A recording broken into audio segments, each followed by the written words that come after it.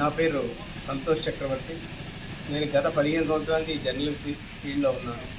గత 15 సంవత్సరాల నుంచి కూడా మాకు ఇళ్ల స్థలాలన్నీ రాలేదు. గత ప్రభుత్వం మాకు ఇళ్ల స్థలాలు 23 ఎకరాల 2 గుంటల ఇళ్ల స్థలాలని కేటాయించింది.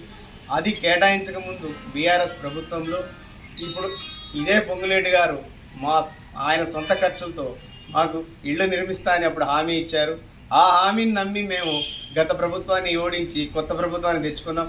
కానీ ఈరోజు కూడా ఆయన హామీని నిలబెట్టుకోలేకపోయిండు. తర్వాత ఆ గత ప్రభుత్వం ఇచ్చిన స్థలాన్ని కనీసం మా దగ్గర కూడా చేర్చలేకపోయిండు. కాబట్టి మేము అన్ని రకాలుగా చేయాల్సినంతా చేసినాం. ఎంత పత్రాలు ఇచ్చినా, కలవాల్సిన వాళ్ళు కలిసినాం, అన్ని రకాలుగా చేసినాం.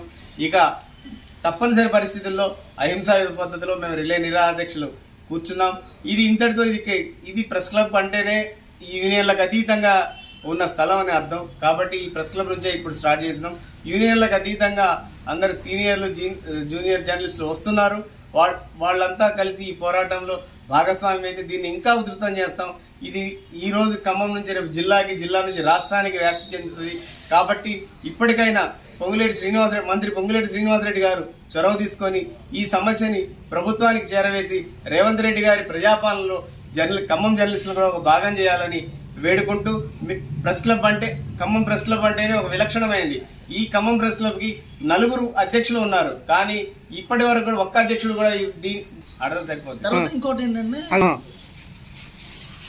కాబట్టి ప్రభుత్వాన్ని మంత్రుల్ని వేడుకునేది ఏంటంటే ఇప్పటికైనా కూడా మీరు చొరవ చూపించి ఈ సమస్యని ప్రభుత్వం దృష్టికి తీసుకొని వెళ్ళి మన భూదాన భూముల బాధితులకు ఎలా అయితే న్యాయం చేశారో అదేవిధంగా మాకు కేటాయించిన స్థలాన్ని మాకు ఇవ్వకపోతే ఈ ఉద్యమాన్ని ఉధృతం చేస్తాం.